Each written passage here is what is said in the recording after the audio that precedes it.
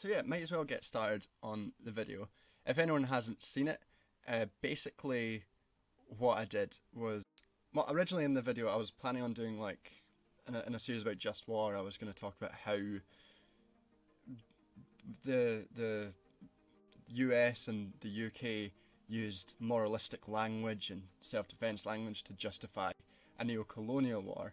And as I got further into the research, and with what I know about genocide, it sort of became this other thing about how the way that warfare was waged.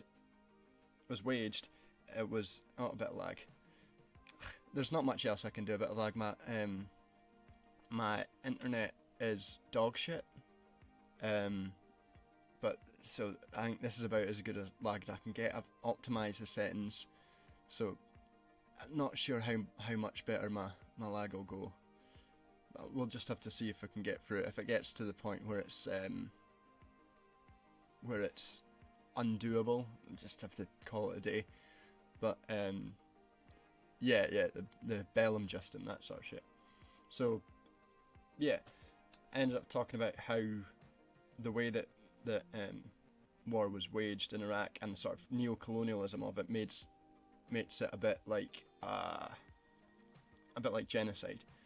And I went through the traditional. Alright, son. Thanks for popping in. Thanks. I assume your stream went well. I had to wolf down some tea, so didn't see it. So yeah, the first criticism, and one that I think is probably what I'm most, I should have been a bit more. I should have been a bit more like clear in that Iraq hasn't just this isn't just the only genocide that happened in Iraq. There have been several across time, and as well as a result of the Iraq War. And an example of that is like the decline in the Assyrian population from 1.5 million to 2003 to about 250,000 today because of ISIS. ISIS committing a genocide against the Assyrian population. But that wasn't the reason I didn't bring it up, was because it wasn't directly applicable to the US and UK. But I can understand why people would feel kind of shitty if they'd went to a video about Iraq and they'd seen people from their ethnic group not mentioned in that. And there's the Yazidi population in northern Iraq, which were also subject to a genocide by ISIS in the region.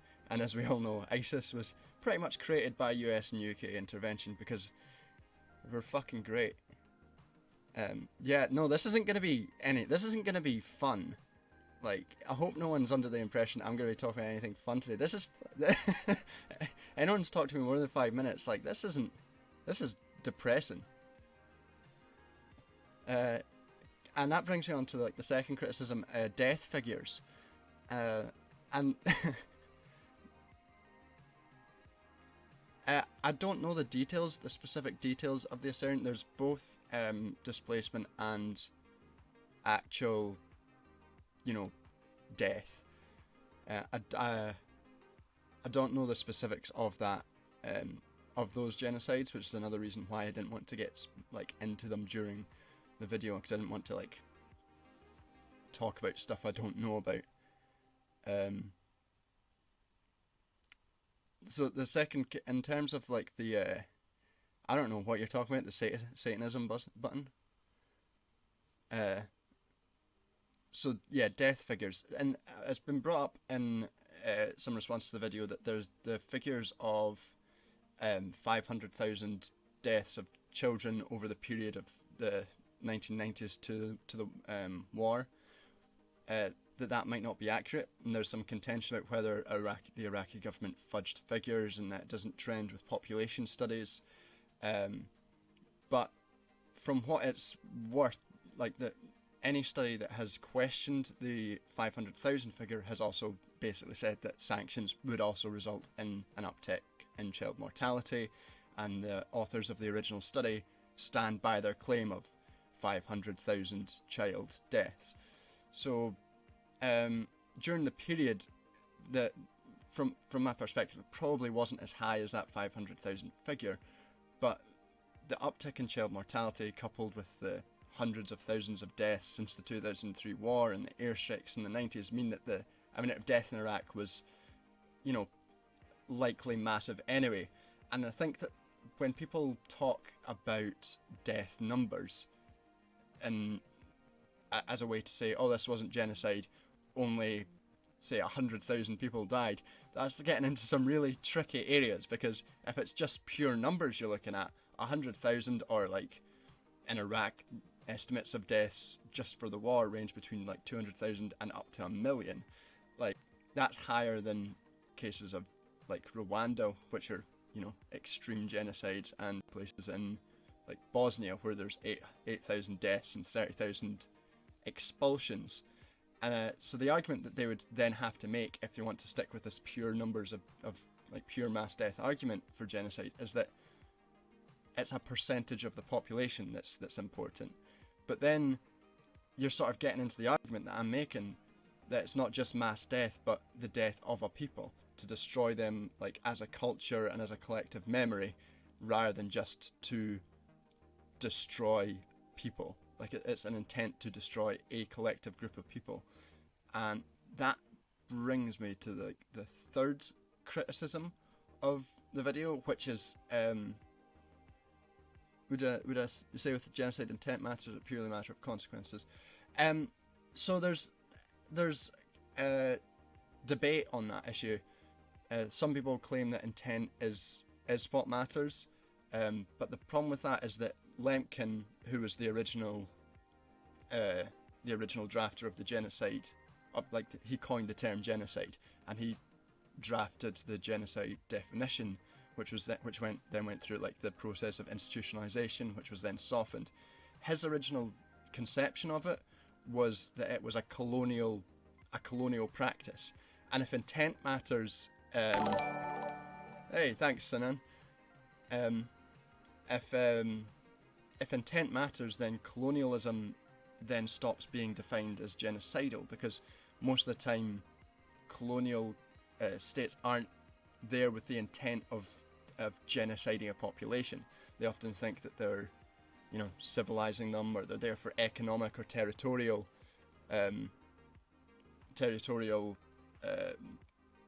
goals. So they're not intending to commit genocide, but then they do. So if you think that intent is essential to genocide, then you cut out huge groups of people who were like suffered under colonial rule for hundreds of years, and you sort of undermine the idea that that is genocide. Is it not the case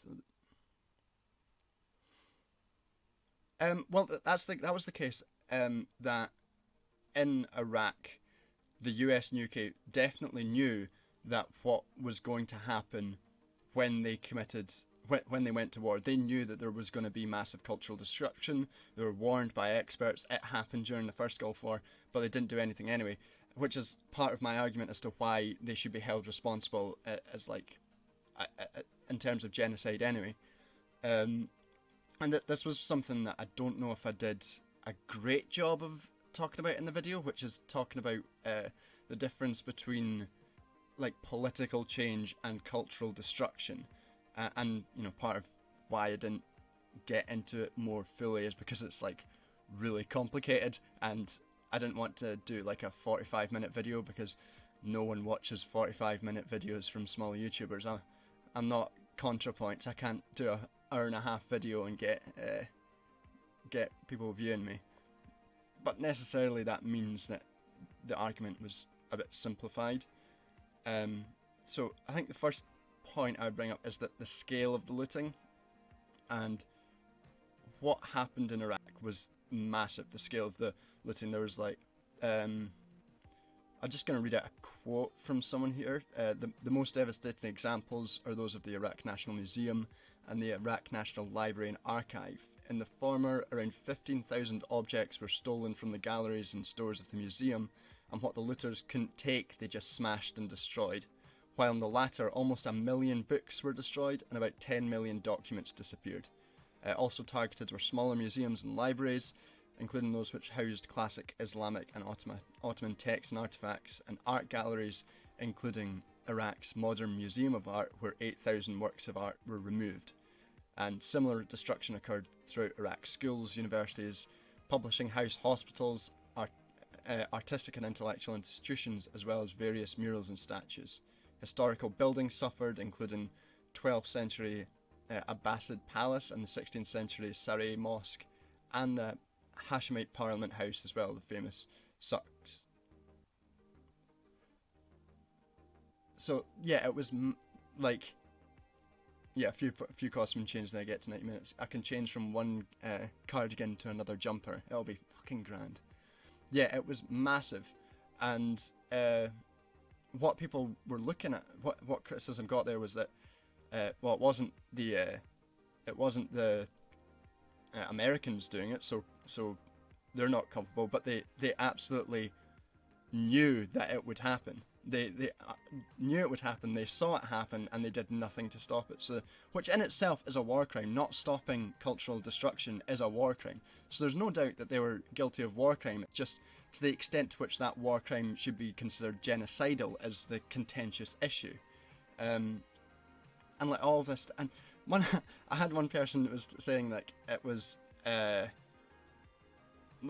because it was the Iraqi people doing the looting that you couldn't call it cultural destruction.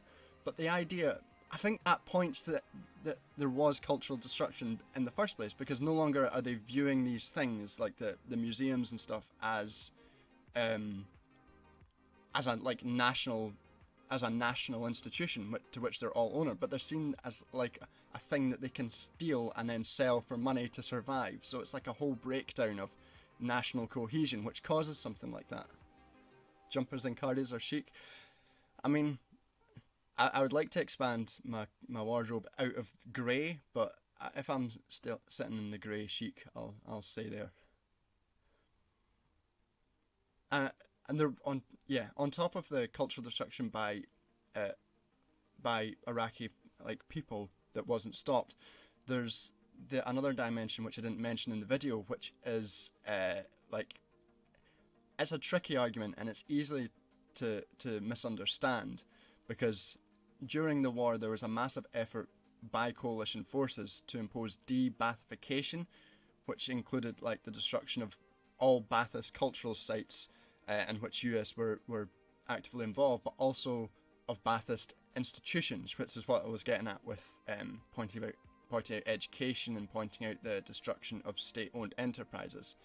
And that's not a defence of the Baathist regime, but what that regime did for decades was to build up a sense of unified Iraqi national identity, and part of that was in artworks and in installations and in the very building of state institutions like the education services and the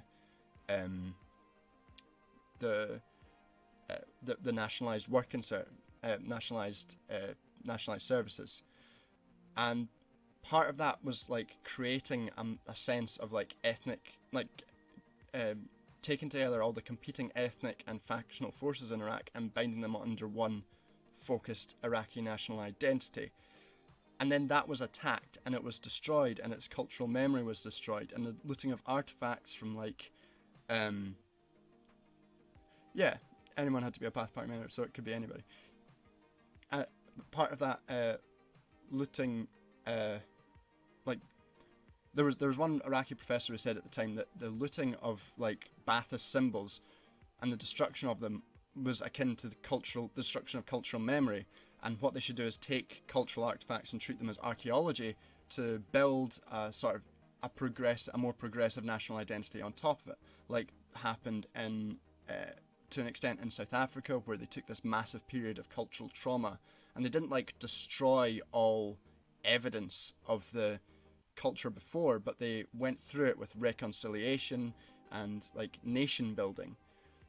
In terms of Iraq, what they did was just destroy it and destroy a cultural memory, destroy a national cohesion, which is then reflected in what happened politically post the war, with massive fracturing of ethnic and religious groups constantly infighting. And the destruction of a national identity. That was really what I was trying to get at in terms of the destruction, national destruction in Iraq. And I had someone bring up the point, shouldn't the occupation of Germany under World War II be considered a genocide by my standards that I'm using?